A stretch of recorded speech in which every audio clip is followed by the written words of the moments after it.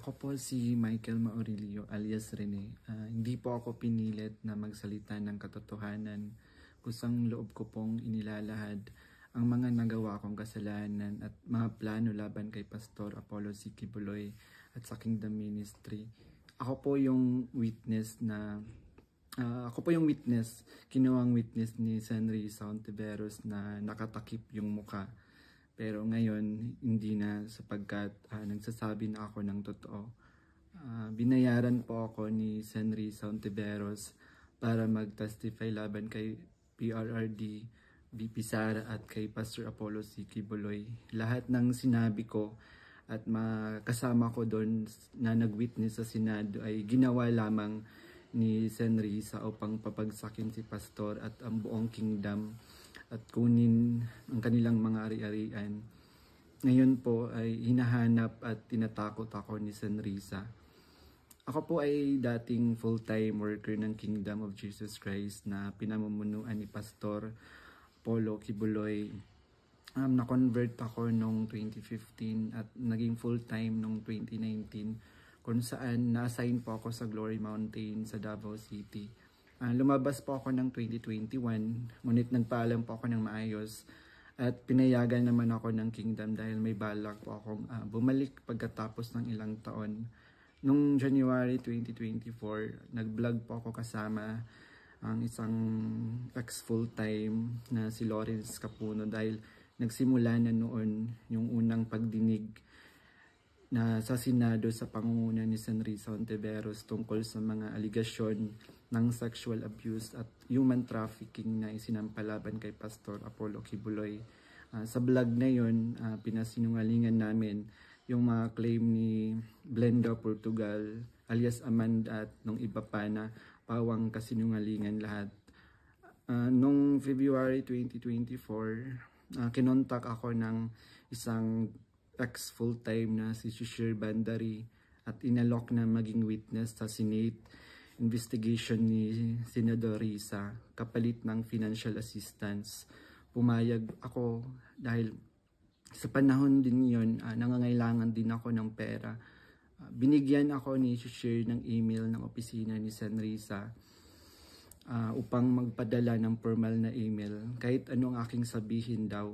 Sabi niya kapag nakipag-usap ako sa kanila, sabihin ko lamang na taga-kingdom ako at lumabas na sa ministry at idagdag ko daw na sinasaktan ako ni Pastor. So sa aking email, sinabi ko doon na galing ako sa kingdom at lumabas noong 2021. Ilang araw pagkatapos noon, kinontak ako ng isang staff ni Sen Risa na si Fiona upang makipag-meet sa akin through video call. Sa pag-meeting namin kay Attorney J. Becama, Chief of Staff ni Sen Sauntiveros, pinagawa ako ng affidavit tungkol sa mga gawain ko sa loob ng kingdom, mga transaction at operation na kinasangkutan ko. Ang isinulat ko doon ay pawang mga personal kong experience lamang at wala akong binanggit na pananakit, sexual abuse o human trafficking sa aking salaysay. Matapos kong ibigay yung affidavit, muli kaming nag-meet ni Attorney Becama.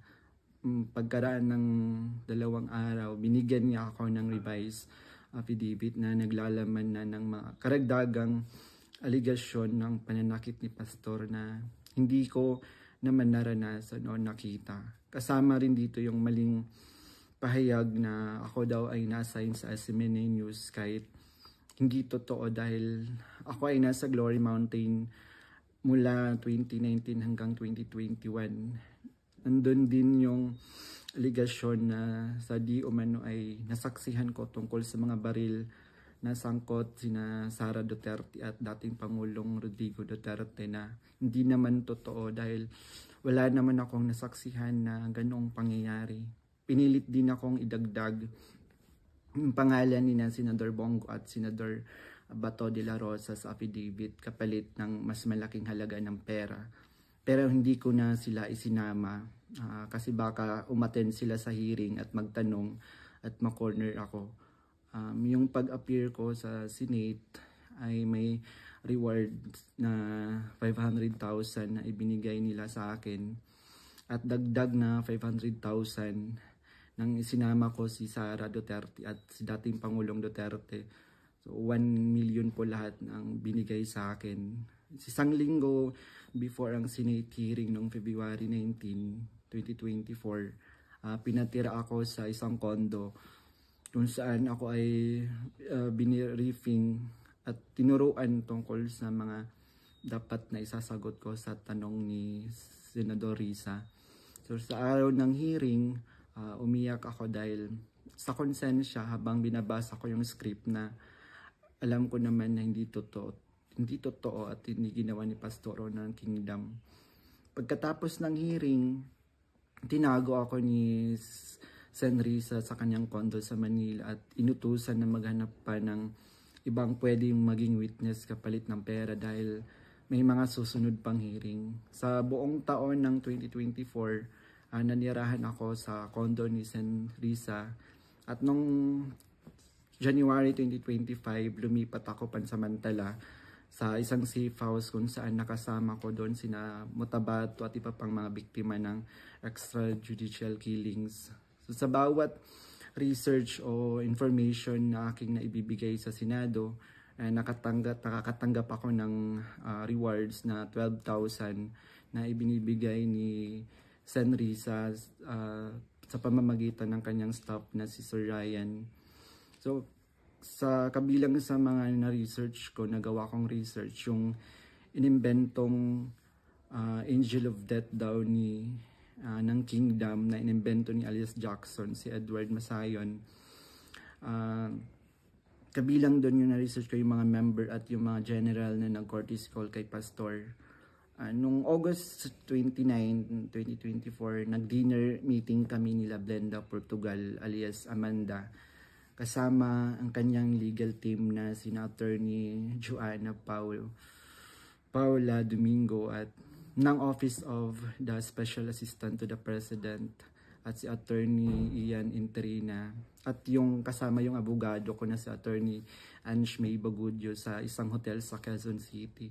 Pinagplano nila kung paano idiin ang kaso ni Pastor at ininganyo akong mag-file ng kaso. Sabi ni Attorney Domingo na mas maganda mag-focus kami sa human trafficking dahil mahina ang kaso sa sexual abuse. Sabi pa ni Attorney Domingo na matalik siya na kaibigan ni Attorney Pearl Angelica Canada na dating abogado ng Kingdom at dating namuno sa Jose Maria College. Ayon sabi ni Attorney Domingo, sabi sa kanya ni Pearl na umalis na sila sa Kingdom at alagaan mo daw si Amanda at siya na ang humawak ng kaso laban kay Pastor. Kasamang kanyang kapatid na si Attorney Lady Jade Canada at si Shishir Bandari sa US na nabanggit ko na kumontak sa akin upang siraan si Pastor. Dagdag pa ni Attorney Domingo na gumagamit sila ng private jet mula kay Secretary Antonio Lagdameo papuntang Davao para sa kaso ni alias Amanda dahil sabi ni Attorney Domingo ito ay para sa seguridad nila sapagkat may natatanggap daw silang security threat.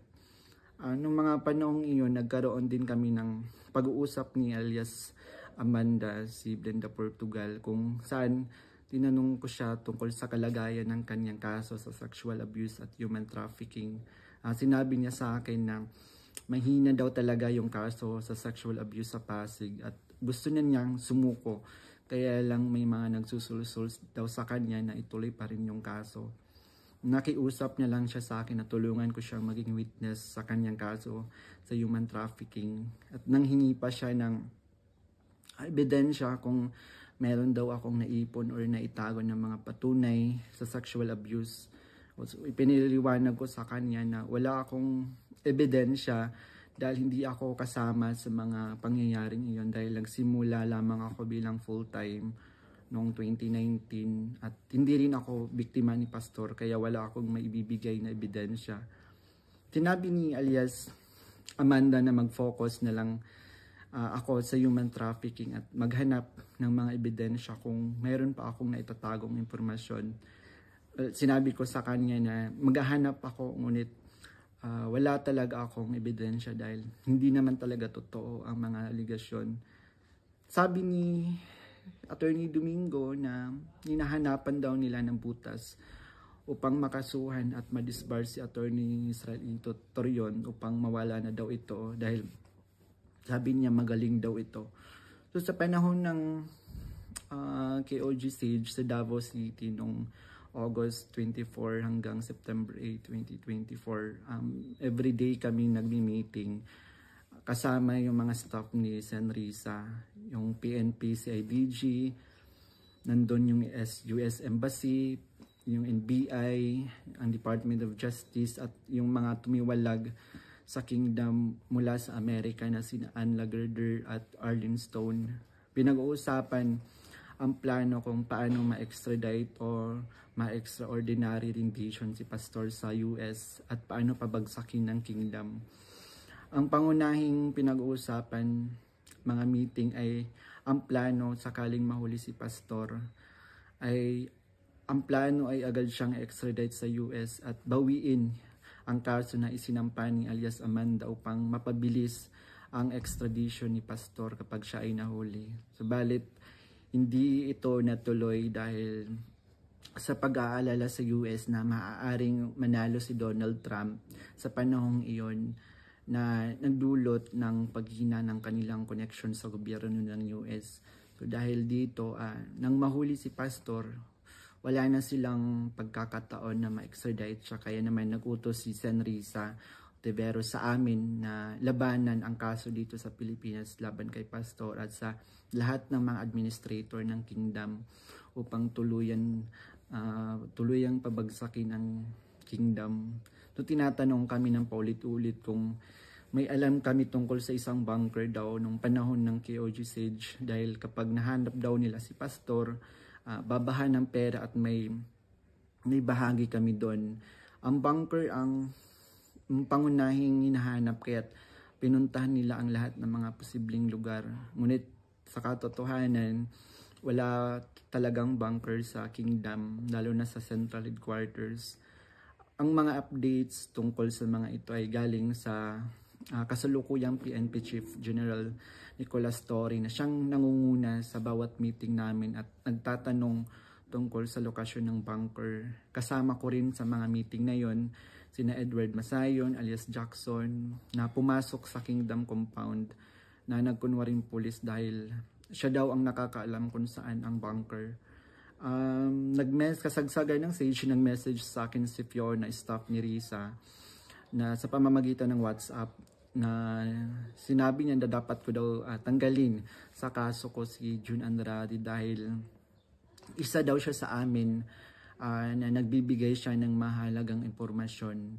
So ipinaalam ko sa kanya na ipapasa ko muna ito sa aking abogado. Pero ngunit isang linggo pagkatapos nun, tinanong ulit ako kung may contact ako sa kingdom dahil hindi na raw mahanap si June Andrade. Hanggang ngayon, hindi na siya natanggal sa kasong pinafile sa akin. Noong November 5, 2024, nagkaroon kami ng meeting kasama sina Undersecretary Nicolas T. ng Department of Justice at 4 pang prosecutors. Ang naalala ko doon si Prosecutor Olivia Torrevillas, si alias Amanda, kanyang mga abogado, si Attorney Domingo at si Attorney Ian, 3 representative from NBI, 2 lawyer at 1 agent. Ang sabi ni Yusek sa amin, bawat isa sa amin na nag-witness sa Senate investigation na ginawa ni Risa ay may naka-assign na mga administrator ng kingdom na kakasuhan namin. Meron reward na 1 million pesos kung magfa-file kami ng kaso laban sa kanila upang tuluyan na daw masira at mawala ang kingdom at makuha na nila yung mga ari-arian ni pastor at ng kingdom. So sa akin, naka-assign yung 2 administrator na sina Eleanor Cardona at si Marlon Rosete. Pati na rin yung 2 key person ng SMNI na si Cristina San Pedro at si Hannah Jane Sancho. May dalawang minister, si Carlo Catiil at si Rico Mandin, at coordinators na sina Grace Mandin at si Corazon Dupalag. At yung kay Alias Jackson naman, yung naka-assign sa kanya, yung mga lalaking administrator, katulad nila Marlon Nacobo, nasali si Sister Elizabeth Carion. And kay Alias Jerome naman, naka-assign sa kanya yung mga administrator ng mga babae na sina Neneng Lizada at si Teresita Dandan. So sa iba't ibang araw na mga meeting namin, kasama ko yung mga dating full-time worker ng Kingdom na lumabas dahil sa mga nagawang kasalanan sa loob ng ministry. Doon sina Arlene Stone at Ann Lagerder na parehong sumasali through Zoom mula sa US na tinutulungan sila ng FBI. Si Regina Arevalo naman na siyang scriptwriter ng karamihan ng mga binabasa namin sa Senate hearing. Pati na rin yung mga kasama kong mga fake witness na sina Tirao alias David, si Edward Masayon alias Jackson, si Juar Olimba alias Jerome, si Renita Hernandez, si Glenda Portugal alias Amanda. Kasama yung Chief of Staff ng Office ni San Risa na si Attorney J. Becama at yung staff na si Fiona at si Faye. So hanggang sa ngayon, paggawa ko ng affidavit, patuloy ang surveillance at mga planong raid sa mga ari-arian ng Kingdom, kabilang ang mga Kingdom Light Congregation sa iba't ibang bahagi ng Pilipinas, yung SMNI building sa Makati, yung KOG Central Headquarters sa Davao. Bukod dito, tinatarget din yung mga anak ng mga full-time workers bilang mga biktima daw ng human trafficking at child abuse. Ngayon po ay lumalabas ako upang ilahad ang katotohanan na ang lahat ng ito ay gawa-gawang kaso at plano lamang pabagsakin si Pastor at ang buong Kingdom Ministry at kunin ang kanilang mga ari-arian. Hindi ko na masikmura yung mga ipinapagawa ni San Risa na kasinungalingan at ang pamimilit niya na magsampa ako ng kaso kapalit ng pera. Wala pong ginawang mali si Pastor sa akin. Puro kabutihan ang aking naranasan habang nasa loob pa ng Kingdom. Lahat ng ito, sinabi ko ay upang ipagtanggol ang katotohanan kahit nakakatakot dahil sa mga malalaking tao yung sangkot. Pero ito na yung panahon upang tumindig para sa katotohanan at humihingi ako ng tawad sa Kingdom family, lalo na kay Pastor Apollo Kibuloy sa mga nagawa kong mali at kasinungalingan.